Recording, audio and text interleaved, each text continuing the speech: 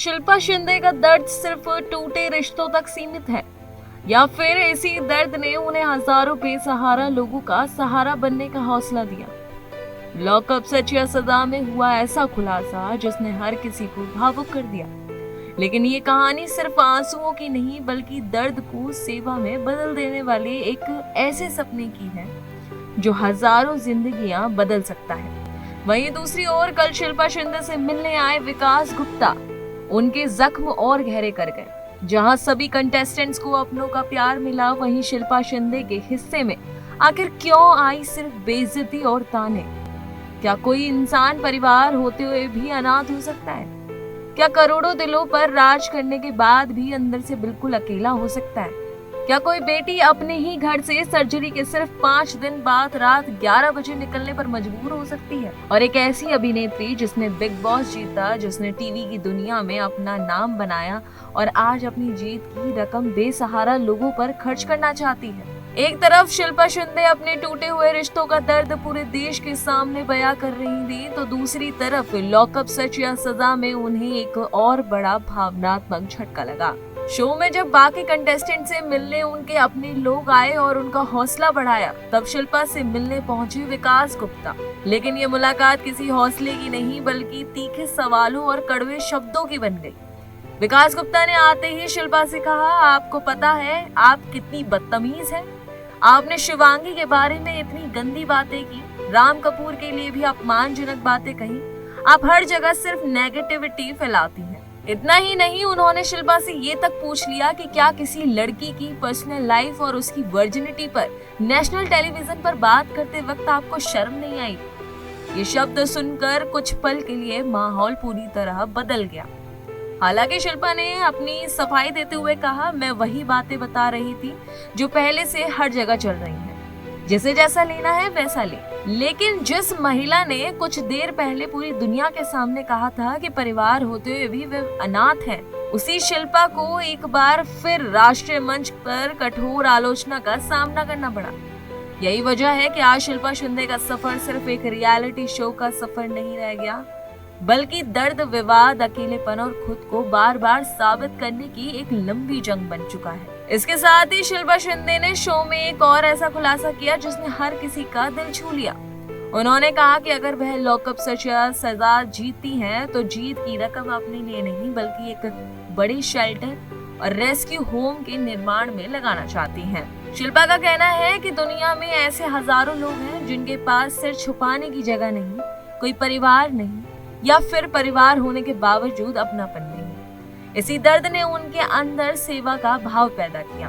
उन्होंने बताया कि उनका सपना सिर्फ एक बिल्डिंग बनाना नहीं है बल्कि ऐसा घर बनाना है जहां किसी बुजुर्ग को अकेलापन महसूस न हो, जहां किसी अनाथ बच्चे को माँ बाप का प्यार मिले और जहां किसी बेघर इंसान को 2 वक्त की रोटी के साथ सम्मान भी मिल सके। शिल्पा शिंदे ने एक पॉडकास्ट में बताया था कि पिछले कुछ समय से उनका झुकाव ग्लैमर की दुनिया से ज्यादा समाज सेवा की तरफ बढ़ा है। उन्होंने मुंबई की भागदौड़ से दूर कर्जत में अपना ज्यादातर समय बिताना शुरू किया। वह सामाजिक कार्यकर्ता तरुण मिश्रा और हेल्प ड्राइव परिवार से जुड़कर जरूरतमंद लोगों की मदद करने की इच्छा और अपने जुड़ाव के बारे में भी बात कर चुकी हैं। उनके अनुसार उनका फोकस खास तौर पर ऐसे लोगों पर है जो सड़क पर बेसहारा मिलते हैं, जिन बुजुर्गों को परिवार ने छोड़ दिया, जो अनाथ बच्चे किसी सहारे के बिना जिंदगी गुजार रहे हैं, और ऐसे बेघर लोग जिन्हें इलाज, खाना और सुरक्षित रहने की जगह तक नसीब नहीं होती।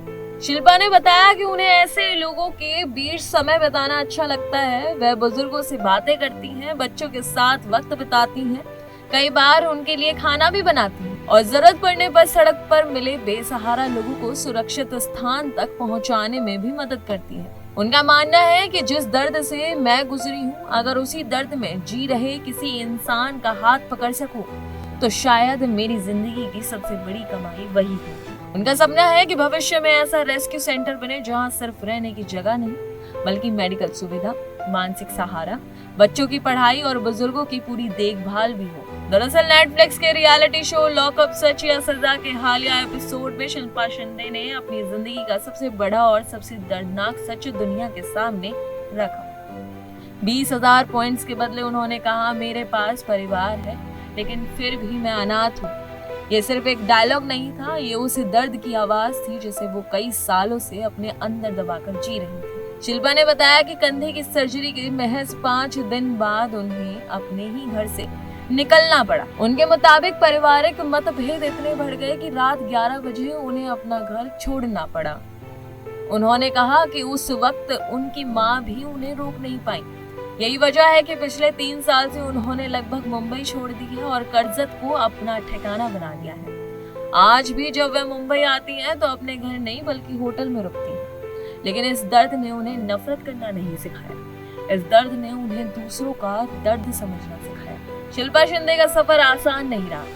भाभी, संजीवनी, चिड़ियाघर, फिर भाभी जी घर पर हैं, मैं अंगूरी भाभी बनकर उन्होंने घर घर पहचान बनाई। 2017 में बिग बॉस 11 जीतकर उन्होंने साबित कर दिया कि दर्शकों का प्यार आज भी उनके साथ है। लेकिन सफलता के साथ विवाद भी आए। शो छोड़ने का विवाद, कानूनी लड़ाइयां, करियर में उतार चढ़ाव और निजी जिंदगी के टूटते रिश्ते। इन सब के बावजूद उन्होंने हार नहीं मानी। आज वह फिर से लॉकअप सच या सजा में अपनी बेबाकी की वजह से सुर्खियों में। शिल्पा शिंदे की कहानी सिर्फ एक टीवी स्टार की कहानी नहीं है, ये उस महिला की कहानी है जिसने अपनों से मिला दर्द दूसरों के जख्म भरने की ताकत बना लिया।